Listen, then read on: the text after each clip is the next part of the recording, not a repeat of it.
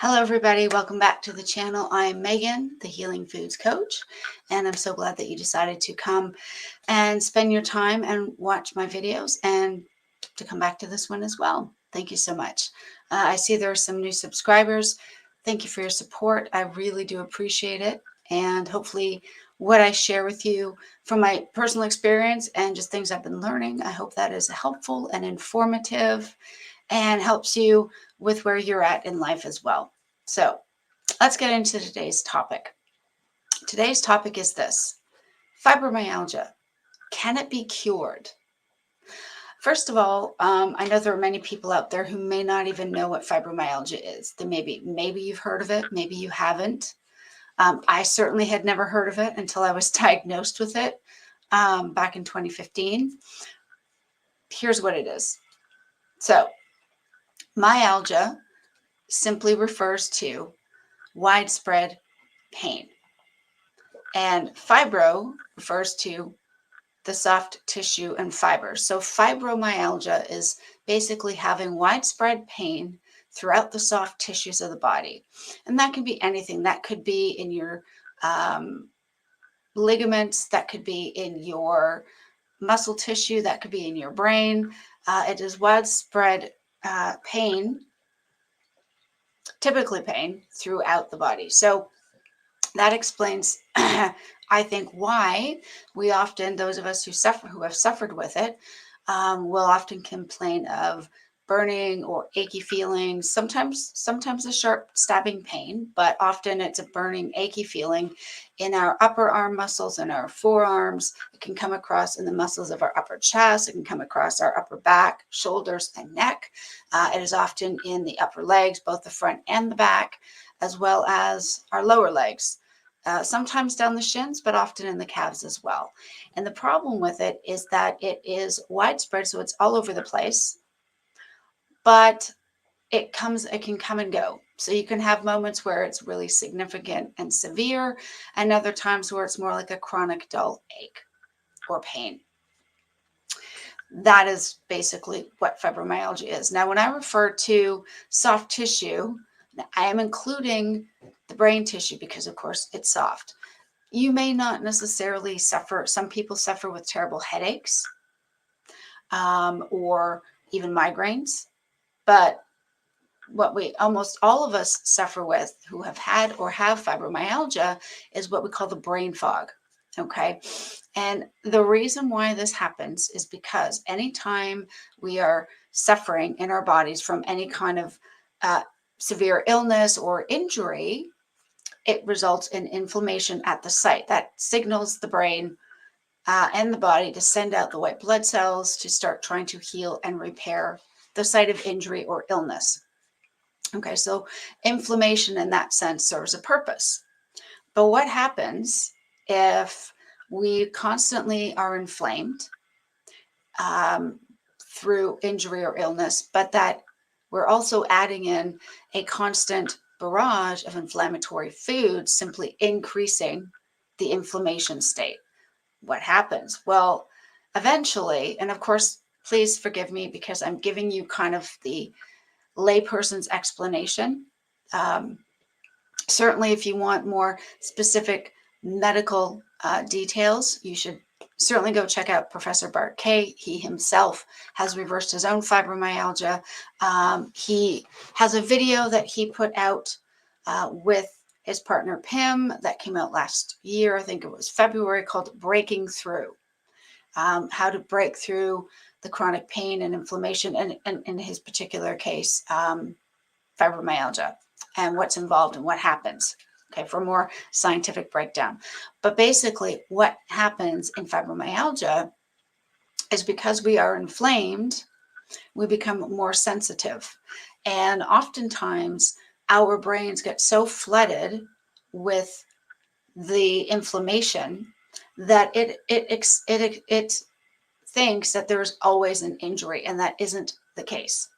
So when we continue to have inflammation, especially in the brain, because of high amounts of, say, seed oils, processed carbohydrates, and sugars, we are feeding that inflammation in the brain. And what happens is, even if the original site of injury that may have triggered fibromyalgia, could have long since healed, but because we were in such now a state of chronic inflammation, the body and the brain, the signaling breaks down.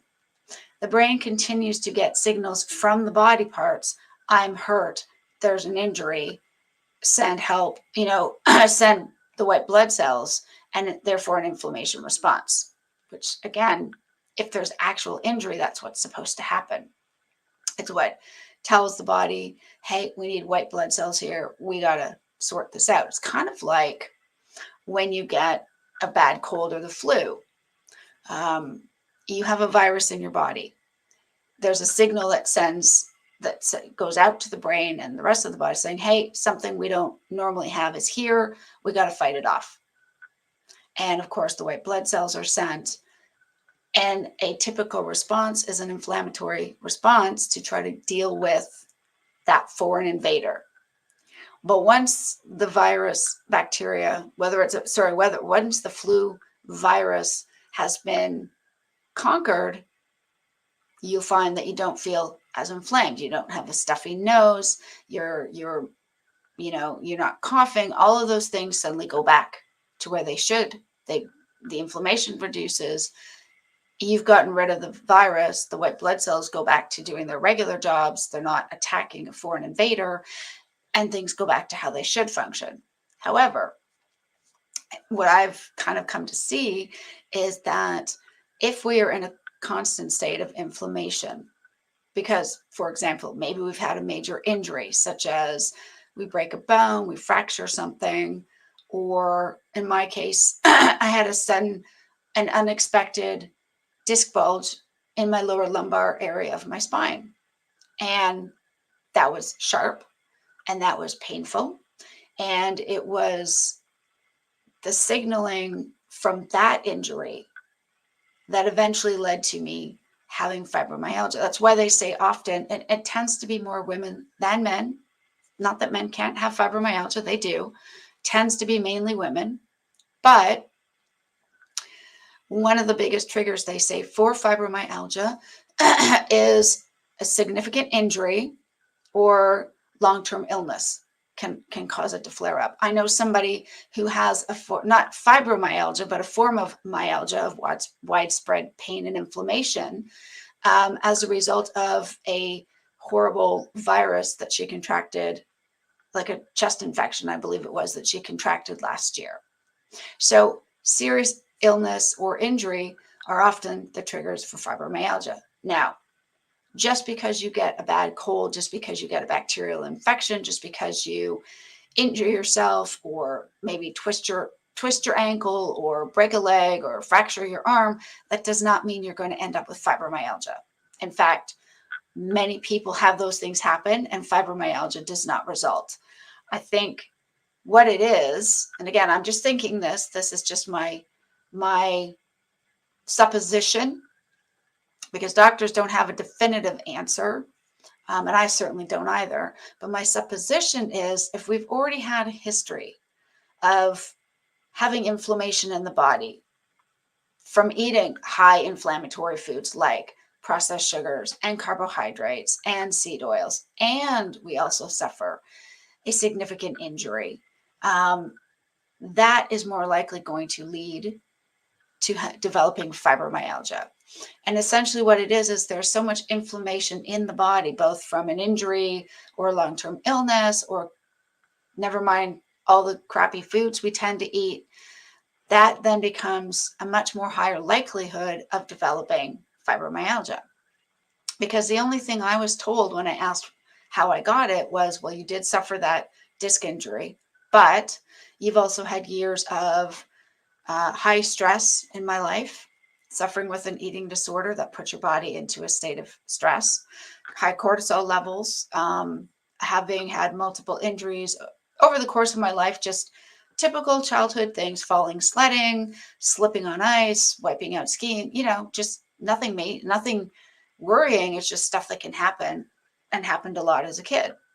They all add up. Okay, they add up in the body. And that's typically why most times when women develop it, if they do develop it, it's when they're into their 40s, especially if they've had children or have had numerous falls or injuries over life. It doesn't have to come from one single event. It can be a buildup. So we're building up trauma in our bodies and inflammation. And if we are always in a state of emergency through poor diet, through just life stresses, through anxiety, and also injuries on top of that, we are kind of in a state of, we're almost for sure going to have, at least if not develop fibromyalgia, we are at a much higher likelihood of having some sort of chronic pain and then potentially developing fibromyalgia. So that's what it is. That's how it often develops. And that's from what I understand, and also what I've been told, that's why. But can it ever be cured? See, I was told it took them 1.5 years to finally make a diagnosis. Okay, they had to rule out a bunch of other things until someone finally said, you know what, it is definitely fibromyalgia. It's not chronic fatigue. It's not lupus, and it's not rheumatoid arthritis. The pain that I was dealing with was in my soft tissues. And my memory got worse. My brain fog got worse. Why? Because building up inflammation in the brain and in the body. Continued state of stress as I was trying to figure out what was going on. So can it ever be cured? I was told it couldn't. And perhaps technically, medically speaking, a doctor may never be able to absolutely say for certain that there's absolutely no way you could ever possibly have fibromyalgia again. However, I believe you absolutely can heal and have dramatic improvements in your levels of stress and therefore your levels of chronic pain. And it's the inflammation that we continue to stay in that is the biggest factor in the fibromyalgia state. Not that the pain isn't real, because we are feeling pain because our bodies are inflamed, our brain is inflamed, it's sending out false signaling between the brain and the body are based on false information. Okay. Oftentimes, an injury or an illness that originally triggered fibromyalgia has long since healed. But because we are in a state of inflammation, those signals continue to carry on, even though the injury has healed, even though the illness has passed. And so that's how we get stuck. And so it becomes easy to overdo it, to do too much, to try to do too many things, to try to move too much too soon, and we get the rebound pain. That's the frustrating part of fibromyalgia as well, is on days where we rest, where we don't have quite as much inflammation, because maybe that day we didn't eat as much processed junk food as usual. So we've cut back a bit of our inflammation. We relaxed. We didn't do anything too strenuous. And so we've given our bodies a bit of time to rest and therefore reduce a bit of the inflammation. And then we do too much, and that just causes us additional inflammation. So you get the rebound pain. And the reason I want to share that is because I don't know if a doctor will ever say to me that I have clinically been completely cured of fibromyalgia. However, I am symptom-free. It's kind of like if somebody ends up being diagnosed with cancer and they go through the treatment and they're told, hey, we got it all. Now they're in remission. A doctor will never say to that patient, you are completely cured, because of course it could always come back. However, they are in a state of remission. They are not actively sick because of cancer cells. And I think fibromyalgia can often be that way. We may never be completely cured, but we can improve our symptoms, and we can absolutely get to a place of great healing. So for me, the first thing I had to do, the first key, was I had to get out the inflammatory foods. So if you're watching this, if you are living with fibromyalgia or somebody you know has it, honestly, the single greatest thing to do is change the diet. Why? Because part of the reason why hydrotherapy didn't work, physiotherapy didn't work, massage for me didn't work, osteopath adjustments didn't work, occupational therapy also did not benefit me with improvement, because I was still putting inflammatory crap into my body and it was canceling out any potential benefits. So I would suggest the first thing you want to do is get rid of the inflammatory foods. Just like if you suffer with rheumatoid arthritis, there are certain things you're going to be advised to stop eating, such as anything with processed sugar. Get rid of it because it's very inflammatory. People who suffer with RA are often encouraged to cut out dairy because that can be very inflammatory as well and cause a, for many people, cause a histamine response. Okay, not just aches and pains. So things like sugar, processed garbage like junk food, and even things that could be beneficial like dairy often cause inflammation in a lot of people. So same thing goes for fibromyalgia. We are having an inflamed or an inflammatory response. Initially, it's because we've had an injury or a serious illness. But if we're maintaining the inflammation by eating it through poor food choices, we're just going to keep that going. Now, the one thing I want to make perfectly clear is that you have to give a diet change time. If you've lived with something like fibromyalgia for several years, it is going to take more than just a few weeks, even a few months, before you find that that pain is starting to ease off and the inflammation starts to go. One of the first things you may notice, at least I did, was that what first starts to improve is your brain functioning, in that you have less fog. Okay. Brain fog is a clear sign that there's inflammation going on. Okay. You're kind of inflamed. You're walking through a mental fog, and sugary, processed, garbagey foods make that worse. And it's been proven in studies. You give children processed crap for breakfast. Well, they're kind of in a mental fog the first few lessons of school in the day because they don't have the nourishment. They're in a hazy fog because they're eating inflammatory foods. So if that can affect kids who don't have, say, fibro, imagine what it's going to do to somebody who does. And you're going to keep that cycle going. So the absolute first thing to do, cut out the processed crap, get rid of the sugar. Absolutely. And I would suggest you also cut down on just found in nature carbohydrates. So not just the processed packaged stuff, but cut back on your carbohydrates, either completely, or if you're not ready to do that, at least cut them down significantly, because they are going to keep you inflamed as well. And I promise you will start to notice a difference. Even within a couple of months, you'll probably stop and realize, hey, I can remember things, or I don't feel so foggy anymore. Now, the pain is most likely going to take longer, especially if you've been dealing with it for quite some time. But it can still get better. It can improve and it can heal. So I want to put that out there, that is there a cure for fibromyalgia? No, not as such.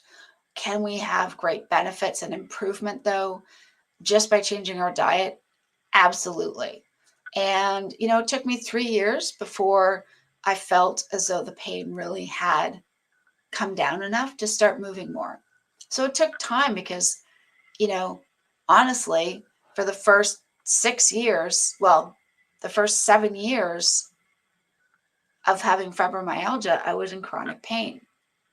The first 6 of those years, I was not eating a healthy, nutritious, non-inflammatory diet. So I'm putting garbage in my body for 6+ years. Well, longer than that, but certainly this first 6 years that I had fibromyalgia. So it's going to take a lot longer for those symptoms to clear up, but it is possible to get better, to feel better, and to heal. So I hope this is helpful. My desire is to try to give you guys hope that it is possible to improve your symptoms, but please be patient with the process. It will take time. Some of us have had fibromyalgia for 10 years, 20 years, maybe longer. And so if you've had it for that long, and you've likely been eating lots of garbage and processed stuff and highly carbohydrate-based diet for decades, it's going to take more than just a few months to start really healing and reversing the symptoms, but it is possible. So I would ask you, please stick with it, because you're just going to feel better and better, a little tiny bit better every day, but you will start to feel better, and it is absolutely worth it. So while you may never be cleared medically as cured, you can absolutely be healed and symptom-free if you stick with it. And some people, it may heal faster, but if you've had it for a long time, it will probably take time. Something I had to remind myself of, a similar thing. Every time I put on weight during my pregnancies, well, it took me 9 months to put the weight on. It's going to take more than 3 weeks to get rid of it. Same idea. Okay. So I hope this is helpful, that you guys will have hope. I get it. I know you want to have the quick cure. You want to lose the weight. You want to get rid of all the inflammation and be instantly healed within weeks. But it does take time. And sometimes the thing that the body finds easiest to heal from is storing excess fat. And the brain fog, in my experience, tends to heal first, okay? Because that's the brain, and it's priority number one to function properly. So you will probably find the brain fog does clear very quickly. As far as the actual soft tissue pain in the rest of your body, that will take longer, and that will take time. But stick with this nutritious way of eating, whether it's low carb, no carb, keto, carnivore, whatever you want to call it. Stick with it, because even though the actual pain may take time to reduce and to improve, there's so many other benefits. It's worth doing, and it's worth doing it consistently. So I hope that is helpful. You guys are amazing. Thank you so much for all of your ongoing support and your encouragement. It means everything to me. I'm so, so glad for you guys, as I say, for you guys taking the time out of your schedules to come here and to watch my videos, and just to be supportive means the world. So I wish you all the best. I hope you guys have great days today. I know my backdrop has sun in it, but actually, surprisingly, or nice enough to say, it's actually sunny outside today. So that's kind of cool. I wish you guys the best. I hope you all have great days. I will see you next time in the next video. Until then, take care, and let's get healing together. Bye for now.